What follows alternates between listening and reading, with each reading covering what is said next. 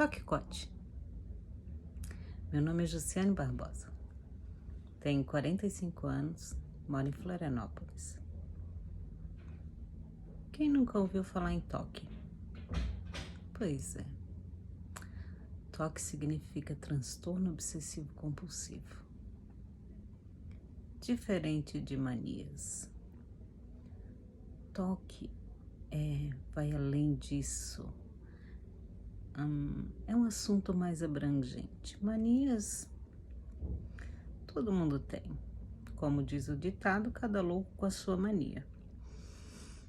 Mania de voltar para ver se realmente fechou a porta, para ver se desligou o fogão, para ver se o chinelo está desvirado, para homem que tem mania de não pode ouvir um barulho no carro, tem que achar esse barulho, tem que resolver essa situação. Mania de limpeza, mania de arrumação, mania de lavar a mão, manias. O toque é uma coisa mais profunda, sabe? Uma situação que meio que coordena o teu dia, comanda a tua mente, meio que... Uma palavra meio até que pesada, mas ele meio que te aprisiona a mente, assim, os teus pensamentos.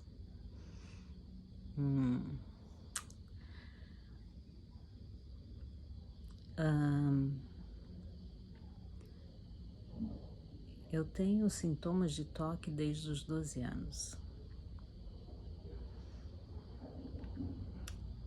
Naquela época,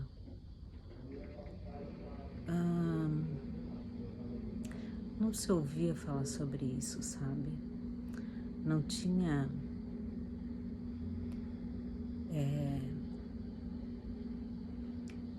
redes sociais, não tinha não se ouvia falar em meios de comunicação sobre isso. Era muito...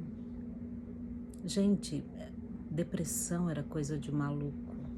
Toque, então, meu Deus, não se ouvia falar. Eu não sabia o que eu tinha. Eu achava que eu era maluca. Eu achava que eu era doida. Eu tinha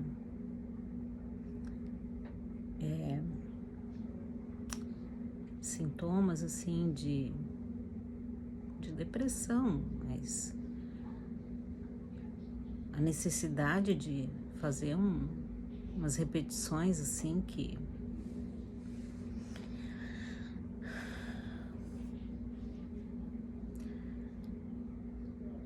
eu nunca vi alguém fazer, que eu nunca vi alguém ter necessidade de fazer, que eu nunca ouvi alguém que dissesse assim, olha, eu precisei voltar tantas vezes, né, no mesmo lugar, ou repetir tantas vezes o mesmo movimento. E aos 12 anos eu tive a primeira experiência assim com o toque. Eu senti a necessidade absurda de passar as mãos sobre uma mesa, os dedos, sabe?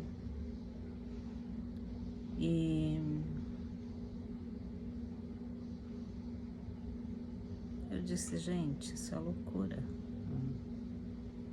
Com 12 anos eu era uma criança, né? E mesmo na minha infantilidade, eu, né, tinha inteligência para saber que aquilo era desnecessário. E eu disse, não, eu não vou fazer. Não tem necessidade de eu fazer isso e não tem nexo, né? não vou passar meus dedos sobre a mesa, né? E o meu cérebro solicitando. É como se o teu cérebro dá o comando para tu caminhar e tu caminha. Meu cérebro dava o comando para eu executar aquele ritual. E eu não executava. O que aconteceu foi que começou a me dar uma angústia enquanto eu relutava com aquela situação, um aperto no peito. Comecei a ficar ruim, começou a me acelerar o coração, comecei, sabe, meu Deus, eu tô maluca, o que eu tô sentindo, o que eu tô, o que eu tô fazendo, o que eu tô pensando, por que isso?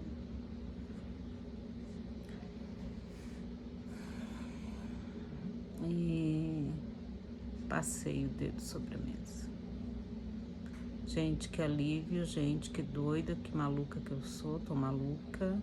Ao mesmo tempo que eu senti aquele alívio, sabe, de ter executado aquele ritual que meu cérebro pediu, eu me senti a pessoa mais maluca da vida.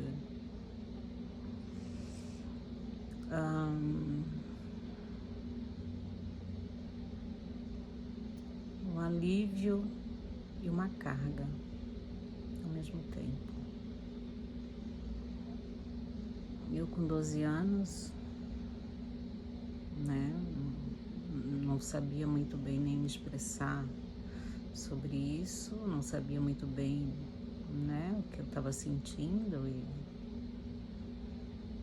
minha mãe viu e disse: "O que tu tá fazendo?" Daí eu disse: "Mãe, nada", porque eu também não sabia o que dizer, né? Mas fiz. E aquilo começou a ser mais recorrente, começou a ser mais diário, esse tipo de situação, e outras situações parecidas, e comecei a, quando eu fosse descer a escada, ou subir, ou sair, e voltar, descia e subia. Aquilo me atormentava, aquilo era angustiante, que eu não sabia por que eu fazia aquilo, eu não entendia o porquê daquilo. Minha família não sabia como lidar com aquilo. Saúde pública não tinha, não se ouvia falar sobre isso, não sabia onde buscar ajuda. Dizia: Deus, só tu me entende, só Deus me entendia.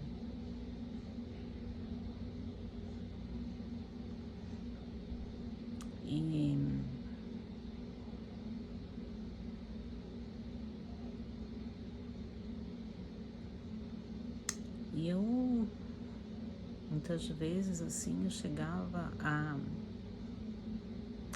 deixar de ir em algum lugar, ou sei lá, fazer qualquer coisa para evitar esse tipo de situações assim e tal.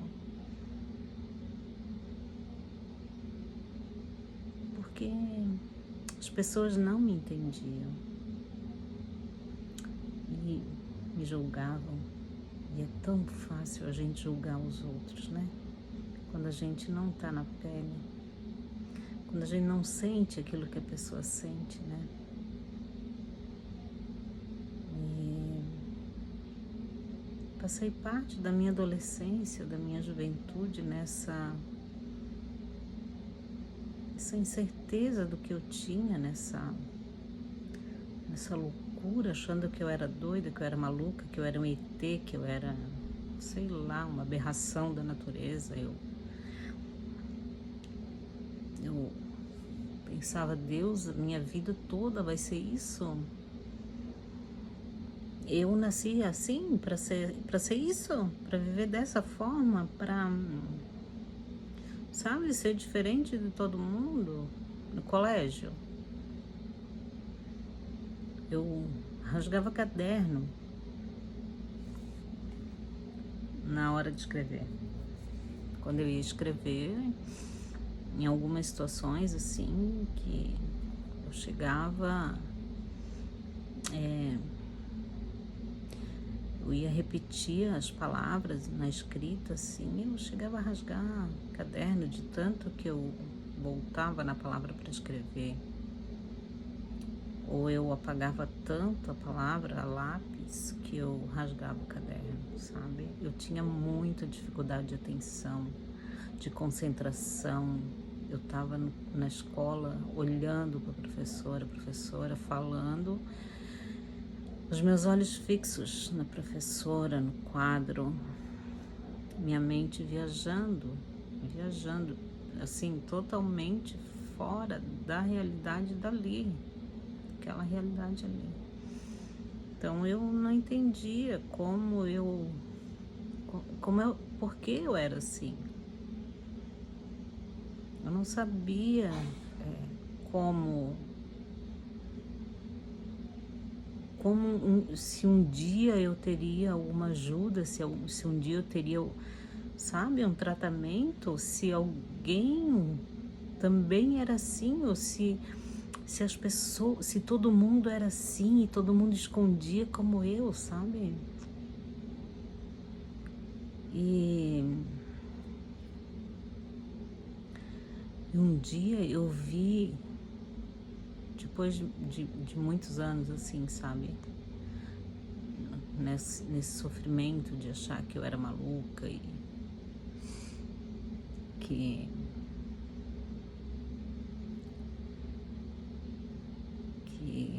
sei lá, sem me entender, sem entender o que eu tinha.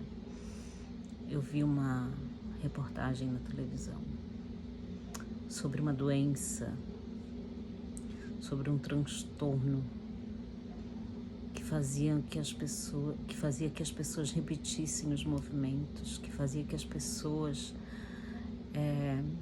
se passasse por alguém ou por alguma coisa, encostasse o braço esquerdo, vamos dizer, voltava e encostava o braço direito, tinha essa necessidade. Eu disse, gente, eu já fiz isso, eu já tive essa necessidade, eu já passei em situações, em algum lugar que eu encostei a mão direita, tive que voltar para encostar o braço esquerdo, a mão esquerda, sei lá, coisa desse tipo. Eu disse, gente, é isso que eu tenho. Eu repito movimentos, eu tenho essa necessidade, é isso, eu tenho isso. E eu não sou maluca. Aquilo saiu um fardo de cima de mim, um peso de cima de mim. Sabe, não que saber que outras pessoas tenham e sofram com isso seja um consolo, um conforto, mas como diz, se tem bilhete tem história, né? Então, se tem outras pessoas com isso, tem alguém estudando sobre isso, tem alguém se interessando sobre o assunto, vai ter tratamento, vai ter um medicamento, né? Então aquilo me trouxe um alívio, porque a minha angústia era, eu pensava, Deus, eu vou passar minha vida toda assim, eu nunca vou ter uma solução, nunca vou ter uma ajuda, nunca vou ter sei lá, uma qualidade de vida, né? Então eu tive uma esperança, E E eu vou fazer alguns vídeos para compartilhar algumas experiências, algumas histórias nessa caminhada, sabe? Não estou me vitimizando, sou portadora do toque, sim. É difícil, sim, muito, muito, mas é possível. Deus em primeiro lugar, família, amigos, e tem tratamento, gente, dá certo.